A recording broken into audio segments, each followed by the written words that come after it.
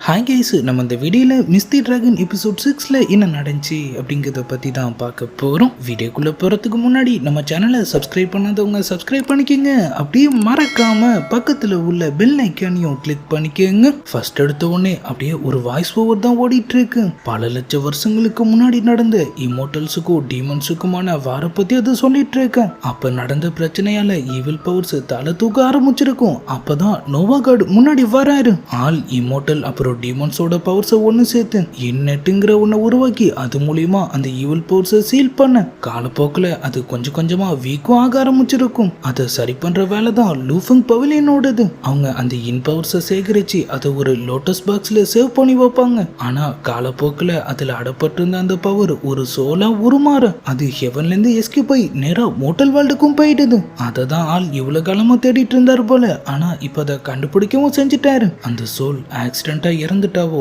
இல்ல மோட்டல் வேர்ல்ட்ல அதுக்கு ஏதாவது விபரீதமா நடந்தாவோ அது கண்டிப்பா நம்ம கைக்கு கிடைக்காது. அதே நேரத்துல அதை கட்டாயப்படுத்தியும் அவங்களால சொந்தமாக்க முடியாது. நம்மளும் அவங்க கண்டுபிடிச்ச அந்த சோலை பத்தின டீட்டெயில்ஸ் எல்லாத்தையும் படிச்சிட்டு இருக்க அங்கதான் ஜியா மேன்ஷன்ங்கிற ஒரு இடம் வருது. பேசாம அந்த பொண்ணோட விதியோட லீயிங்கிற அந்த இன்சூலுக்கு சொந்தமானவளோட விதியோ இணைச்சிடு. அப்படி நடந்தா அவங்க ஜியா கூடயே நேச்சர் டெத் ஆயிடுவாங்க. அதுக்கப்புறம் அந்த சோலை சொந்தமாக்கிக்கலாங்கிற மாதிரி அவங்க பிளான் பண்ண நம்ம ப்ளூக்கும் இப்பதான் எல்லா விஷயமும் புரியுது. அப்பனா அது நம்ம லூயிங்கா, நம்ம எப்படியாவது அவளை சேவ் பண்ணி ஆகணும். நம்ம பவிலியன் கிங் தப்பிக்க ட்ரை பண்ணதுக்கான அவங்க பனிஷ்மெண்ட்டையும் இப்ப தராரு. ஒரு பவுல் ஃபுல்லா மோசமான ஒரு பிட்டர் டீயை கொடுத்து அதை அவங்கள காலி பண்ண சொன்ன. என்னது இது பவுலா? இது பேர் அண்டா. ஆனா ஆள் முறப்போட உக்காந்துட்டு இருக்கு. நம்ம ப்ளூவும் வேற வழி இல்லாம அதை அப்படியே காலி பண்ண ஆரம்பிக்கிறாங்க. நம்மளும் லைட்டா ஸ்மைல் பண்ண அவங்களும் அங்கிருந்து சமக்கோத்தோட நேரம் அவங்க ரூமுக்கு தான் போறாங்க. சே, இவன் எதுக்காக இவ்வளவு மோசமா நம்ம கிட்ட நடந்துக்கிறான்? சரி, அதை விட இப்ப முக்கியம் லூயிங்க்கு நம்ம முதல் இதை பத்தி தெரியப்படுத்தி ஆகணும். சே, நம்ம பவர் வேற நம்ம கிட்ட இல்லையே. அது மட்டும் இருந்திருந்தா இப்பயே நம்ம பிளாட்ஃபார்முக்கு மாறின்னு சொல்ல அவங்க டக்குன்னு அப்படியே மாறிடுறாங்க. இது எப்படி நடந்துச்சுன்னு அவங்களுக்கு ஒன்றும் புரியல. இருந்தாலும் பரவாயில்லன்னு சொல்லிட்டு அவங்க அப்படியே அங்கிருந்து கிளம்ப இப்ப அப்படியே மோட்டல் வேன்ல ரொமான்ஸ் பண்ணிட்டு இருக்கிற நம்ம ஹீரோ அப்புறம் ஹீரோயினை தான் காட்டுறாங்க. ஆள் காத்துலயே ஒரு பெயிண்டிங் வரைஞ்சிட்டு இருக்காரு. நம்ம ஹீரோயின் இதெல்லாம் கூட உனக்கு தெரியுமான்னு கேக்குறாங்க. நம்மால் அவங்க கையிலயும் ஒரு பிரஷ கொடுக்க அவங்க இல்ல இதெல்லாம் எனக்கு பழக்கம் இல்லைன்னு சொல்றாங்க. ஆனா நம்ம ஹீரோ பரவாயில்ல நீ முயற்சி பண்ணு. ரெண்டு பேரும் சேர்ந்து அப்படியே ஜாலியா காத்துலயே படம் வரைஞ்சிட்டு இருக்க. அது கடைசியில ஒரு சூப்பரான டிராகன் பெயிண்டிங்கா மாறுது. நம்ம லூயிங்கும் அது மேல இருக்குது நானான்னு கேட்க நம்மளும் அது நம்ம தான். அப்படியே அன்னைக்கு நைட் செமையா போக இப்ப அப்படியே வீடியோவும் செய்யுது. அவங்க அவங்களோட சிட்டிக்கு வந்துடுறாங்க. டிராகன் கிங்க இனிமே நம்மளால பார்க்க முடியுமான்னு சொல்லி அவங்க ஒரு பக்கம் ஃபீல் பண்ணிட்டு இருக்க. நம்மளும் லூயிங் இனிமே நான் உனக்கான நன்றி கடனை தீக்கணும்னு நினைக்க மாட்டேன். நான் உனக்கு செஞ்சது எல்லாமே அதுக்காகவும் கிடையாது. நான் உன்னை உண்மையிலேயே லவ் பண்றேன். நம்ம மேரேஜ் பண்ணிட்டு நம்ம வாழ்க்கை ஃபுல்லா ஒன்னாவே இருக்கலாங்கிற மாதிரி ஆள் சொல்ல நம்ம ஹீரோயினும் இதை எதிர்பார்க்கவே இல்லை. அப்படியே இன்ப அதிர்ச்சியில நின்றுட்டு இருக்காங்க. ஆளும் கிஸ் பண்றத பத்தி நீ என்ன நினைக்கிற? நான் ஒரு புக்ல படிச்சேன். கப்பிள்ஸ் அவங்க லவ் அது மூலியமா தான் தெரியப்படுத்துவாங்களாம். நம்ம ஹீரோயின் அப்படியே நெளிஞ்சிட்டு எனக்கு தெரியாதுன்னு சொல்றாங்க. நம்மளும் பிரச்சனை இல்லை, நம்ம அதை ஒன்னா சேர்ந்தே கத்துக்கலாம். வானத்துல வேற டபுள் ஹாலோஸ்டர் தெரியுது. நம்ம ஹீரோயின் அதை அப்படியே வாயை பொழந்துட்டு பார்த்துட்டு இருக்க நம்ம ஹீரோ இது ஒரு குட் சைன். இதை சாட்சியா வச்சு நான் என்னோட லவ் டோக்கனையும் கொடுக்க போறேன்னு சொல்லிட்டு ஆள் அவங்க ரெண்டு பேரும் ஒன்னா சேர்ந்து வரைஞ்ச அந்த பெயிண்டிங்கை அவங்களுக்கு தராரு. எனக்கான லவ் டோக்கன் ஆள் கேட்க நம்ம ஹீரோயின் ஆனா என்கிட்ட எதுவுமே இல்லைன்னு சொல்றாங்க. சரி, இன்னும் 3 நாளுக்குள்ள இந்த ஹாலோஸ்டர் திரும்ப வந்துச்சுன்னா அப்ப எனக்கான லவ் டோக்கனை தரணும். அது எதுவா இருந்தாலும் பிரச்சனை இல்லை. அவங்க அப்ப வரலனான்னு கேட்க வரலனா நம்ம ரெண்டு பேரும் சேர்ந்து கிஸ் பண்றது எப்படின்னு கத்துக்கலாம். அவங்க அப்படியே வெக்கப்பட்டு இருக்க அவங்க ரெண்டு பேரும் சேர்ந்து செம ஹாப்பியா அப்படியே திரும்ப அங்கிருந்து கிளம்புறாங்க. உண்மையான ஒரு ஹாப்பி கப்பிள்ஸ் எப்படி இருப்பாங்களோ அந்த மாதிரி அவங்க லைஃப் போயிட்டு இருக்கு. அப்படியே கட் பண்ணா இப்ப ஃபாரஸ்ட் ஏரியால ஒரு கேரேஜ் போயிட்டு இருக்கிறத தான் காட்டுறாங்க. திடீர்னு ஒரு டீமன் அந்த இடத்துக்கு வருது. காட்ஸ்லாம் நீங்க உள்ளே இருங்கன்னு சொல்லிட்டு அப்படியே அவங்க கேரேஜை ப்ரொடக்ட் பண்ணிட்டு இருக்கு. நம்ம ஜியா அங்கிருந்து அந்த கொடூரமான உல்ஃப் டீமனை பார்த்துடுறாங்க.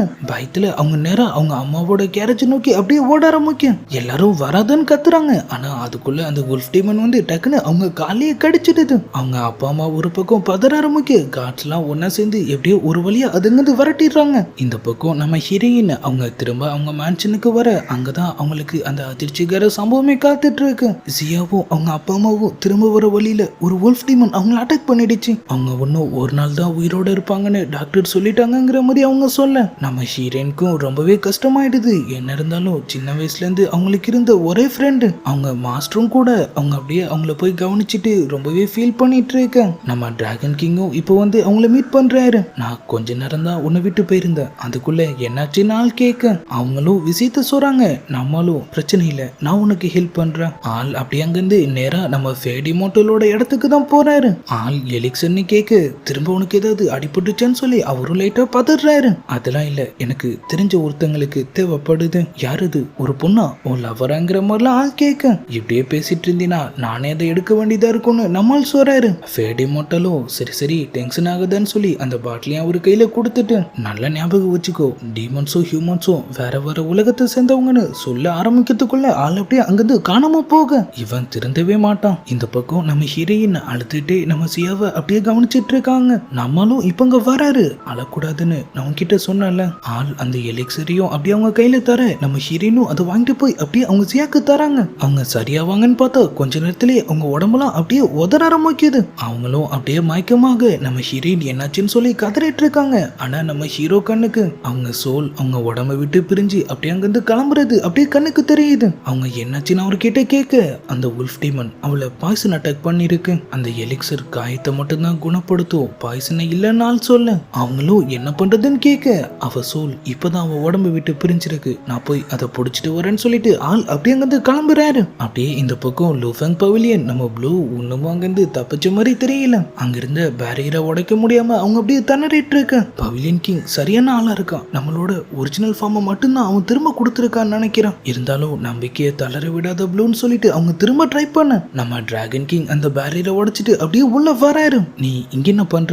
அதையும் கேக்குறீங்க, என்ன பவிலியன் கிங் புடிச்சிட்டு வந்துட்டாரு, அவரோட மெய்டா நான் இங்க மாட்டிட்டு இருக்கேன். சரி இருந்துட்டு போன்னு சொல்லிட்டு ஆளும் கிளம்ப போக டிராகன் கிங் நான் சொல்றத கேளுங்க, லூயிங் கிட்ட சொல்லி சியாவை நல்லபடியா பாத்துக்க சொல்லுங்க. அவங்க விதி எனக்கு போட்டிருக்கு, சியா இறந்துட்டா லூயிங்கும் இறந்துடுவான்னு அவங்க சொல்ல. அப்படியே இந்த பக்கம் பவிலியன் கிங்க தான் காட்டுறாங்க. அவருக்கு அவசர அவசரமா ஒரு தகவல் வருது. டிராகன் கிங் நம்ம இடத்துக்குள்ள பூந்து மொத்த பவிலியனையும் தம்சம் பண்ணிட்டு இருக்காரு, சியாவோட சோல் அவருக்கு வேணுமான்னு சொல்ல. இந்த பக்கம் அப்படியே டெரிஃபிக்கா அவங்க மொத்த பேரையும் பறக்க விட்டுட்டு இருக்கிற நம்ம ஹீரோவை தான் காட்டுறாங்க. அப்படியே அவங்க காடு ஒருத்தனை பிடிச்சி சியாவோட சோல் எங்க இருக்கு, அப்பதான் ஒரு மோன் பிளேடு அப்படியே சுத்திட்டு அங்க வருது. அது நம்மளோட பவர்ஸை கட் பண்ண அது வளைச்சு வளைச்சு அவர் அப்படியே அட்டாக் பண்ண ட்ரை பண்ணுது. ஆனா நம்ம ஹீரோ கிட்ட இருந்த கோல்டன் ஆர்மர் அவரை ப்ரொடெக்ட் பண்ண நம்ம பவிலியன் கிங்கும் இப்ப அப்படியே அங்க என்ட்ரி ஆகிறாரு. எங்க லூஃபங் பவிலியன்ல வெளியாளுங்களுக்கு அனுமதி கிடையாதுன்னு ஆள் சொல்றாரு.